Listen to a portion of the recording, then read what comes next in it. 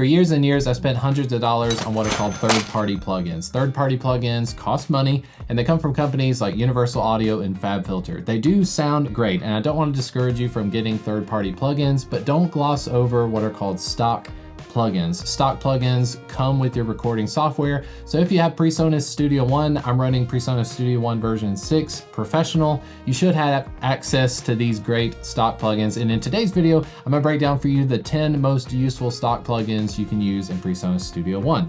So of the top 10 most useful plugins, I've got number 10, the level meter plugin. Now, it's not a very exciting plugin to talk about, but I use this one all the time. Often I put it on the main output bus of my entire mix, and I hit the thumbtack button. If you hit the thumbtack button, it will keep that plugin window open even if you click away. So I'll use the level meter plugin on my main output bus. So no matter what track I'm recording, or if I'm listening to a certain bus, or if I'm listening to the entire mix, I can see how loud everything is. You're gonna get a couple of main things from this. You're gonna get the peak value, which is a very quick bar that's moving up and down. They'll tell you how loud your transients are.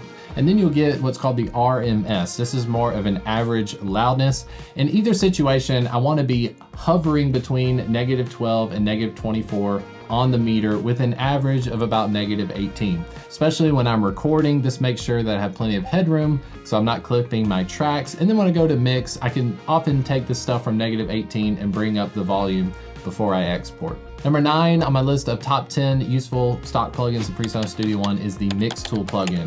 If you've seen any of the videos on my channel, you know that I'm always going for the Mix Tool plugin because it's just a convenient little Swiss Army knife to use on your tracks. It allows you to have a trim pot or a gain knob to use on your tracks that have already been recorded. So if I recorded something that's too loud and it's reading it's too hot on my level meter plugin, I can use the Mix Tool plugin to bring the entire track's volume down. Now, why wouldn't I use clip gain?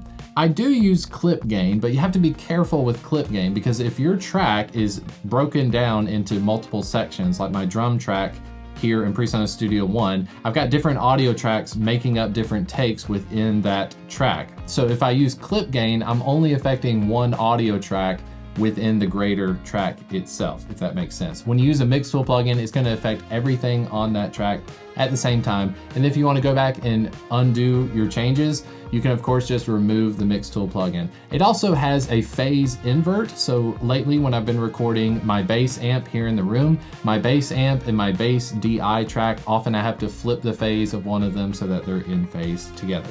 Number 8 on this list I use on every single mix, and that is the limiter plugin. So if you're new to recording or new to mixing in PreSonus Studio One, the thing that is going to give you the most amount of volume on your tracks is the limiter plugin. Is the last thing typically that you'll put on your entire mix that will get you that radio competitive volume when you need it. A limiter plugin is basically a compressor that acts like a brick wall. So the meters, no matter how loud your song is, when it hits that limiter, it's not going any louder. So you can take the limiter plugin and set your ceiling to something like -0.1 or -0.3 decibels. It will make sure that even at the loudest parts of your song, you're never going to end up clipping. When you export your song in PreSonus Studio One, if you get this error message all the time that your signal was a certain amount of decibels over 0 dB, you'll have to re-export your song typically because you don't want to be clipping. We'll put a limiter plugin on there and make sure the ceiling of the limiter is set to about -0.1 decibels, and you shouldn't see this error message quite as much. So make use of the limiter plugin to give you that last bit of boosted volume. Typically on my sessions, if I'm recording everything at about -18, the limiter plugin is going to give me at least 6 decibels of volume before I export a track. All right, number 7 on this list of top 10 stock plugins in PreSonus Studio One is the chorus plugin. Have you ever been in a situation where you're literally trying to get a bunch of depth to your mix? Like if you've got a vocal or you've got a guitar, and the first thing you think is, okay, I need to start recording multiple takes so I get that wall of guitars sound, or you want to have a choir sound on your background vocals. Well, try slapping a chorus plugin on your track. A chorus is basically going to give you some detuning where it's going to make something sharp and it's going to make something flat, and then you're blending all of those voices in together. It gives it a thicker sound, if I can use that word, because typically when you're singing a vocal, and you sing it 3 times, every time you sing that vocal, it's never gonna be precisely 100% the same as the others. This gives kind of a phasing sound to it. The pitches will be slightly different from each other. It has a great sound, but if you're in a bind and you need to go quick, or you wanna have that 70s, early 80s kind of sound, go for the chorus plugin.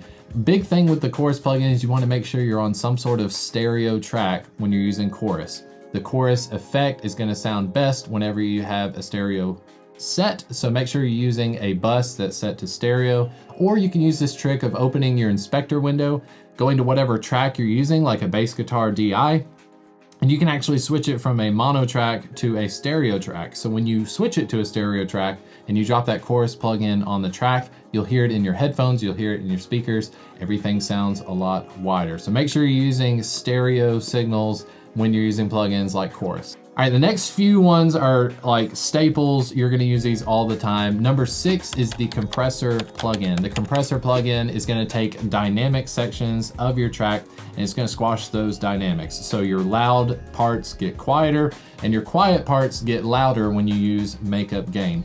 Now, compression is one of those where it takes a really long time to be able to hear compression in action. I just remember starting off and loading a compressor plugin. I would see the meters doing a bunch of things, but I couldn't really hear what was going on. I want to encourage you, and you don't hear this a whole lot, make sure you're using the presets that are built into all these plugins. So if you're new to using compression, don't be afraid to click that preset folder and load up a compressor setting for something like snare drum. So if you've got drum tracks, you want to use some compression. If you feel like things are too spiky, throw a compressor on it, load up a preset, and then mess around with the threshold knob so you can see how much compression you're actually getting. More extreme uses of compression, you'll start to hear the effect of it, and then of course you can back off the compression later. Compression is going to allow you to make things louder or perceivably louder because you're squashing those dynamics and then you're bringing up the entire volume. Make sure you're using that compressor. Just like the compressor plugin in number 6, number 5, the Pro EQ is a plugin you'll use all the time. So the EQ plugin from PreSonus Studio One, literally you're gonna use it on every single track. One thing I wanna recommend is that you stick to cutting frequencies rather than boosting. So when you're boosting frequencies, like you wanna get some more treble, you wanna get some more air on your microphones. If you're using something like the EQ plugin from PreSonus and even the FabFilter EQ plugin, the Pro Q3, these kind of plugins are a little bit more surgical. So when you're boosting, it's not really adding a lot of flavor, it's just boosting those frequencies. I much prefer using these EQ plugins to make cuts. So if you're using a low cut or a high pass filter or a high cut filter, anything that's removing frequencies, just go ahead and use the stock version of the EQ plugin in PreSonus Studio One. If you're looking to do boosting and you want to bring out some character and flavor, I've got some more plugins on this list that we'll get to in just a minute for boosting and adding character, but that's the EQ plugin from PreSonus Studio One. Number 4 on the list of top 10 most useful stock plugins in PreSonus Studio One is the analog delay plugin. I really enjoy this analog delay because if you're looking for a vibe or you're trying to add some movement to your mix, there's no better way to do it than to add a delay plugin, okay? Just be careful with delays, what you have your timing and your feedback set to. So if you're going for an overtly like over the top delay sound, mess with the parameters so you get something really chaotic. But again, just like I mentioned with the chorus plugin, you need to be on a stereo track. So make sure you're putting this analog delay plugin either on a bus or a specific FX track, and then send your tracks to that so you have an eighth note or a slapback delay set up already. The newest look to the analog delay plugin kind of reminds me of like an old guitar pedal. It's got a lot more modulation and more vibey effects. So if you haven't taken a look at it already, put an analog delay plugin on a stereo track and have fun adding some color to your mix. Number 3 is the Room Reverb plugin from PreSonus Studio One. For this one, I do want to say that when you're looking at third-party plugins, I'm really interested in things like reverb because I think reverb is one of the more difficult things to emulate in software. A lot of the plugins from UAD where they have like Capitol Studios, you have some chamber reverbs and you have plate reverbs, they sound real, they sound 3D.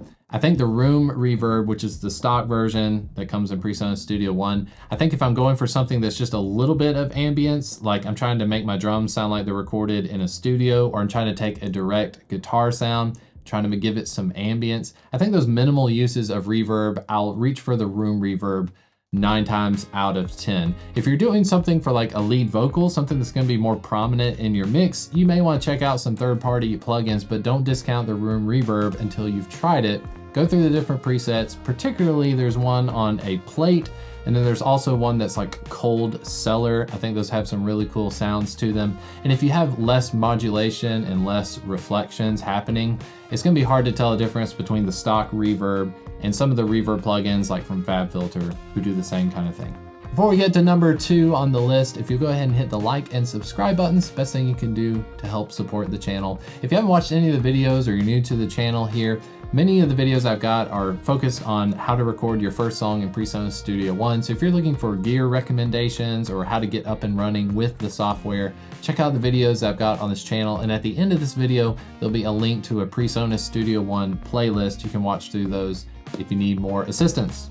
Number 2 on the plugin list is the Redlight Dist plugin. Now, I'm pretty sure this stands for distortion. I could be wrong, but I use this one all the time. Particularly, I've used this on drums a lot because it's very similar to FabFilter Saturn. It's basically giving you this tape emulation, tube emulation. It's giving thickness through overdrive and distortion. Now, you don't have to push it into the distorted territory. Often when you load this plugin, it's gonna be really loud and abrasive. And I think that's probably the reason that people don't use it quite as much, because you load the plugin and it just blows you away with the sound. So the first thing you need to do is turn down the distortion knob and turn down the drive knob, and also the output volume. Make sure you've got it as clean as it can possibly be. Set it to like stage 1 and just start turning up the drive knob, okay? The drive is just gonna give a little bit of grit. You can use this on vocals, bass guitar, drums, like I was saying.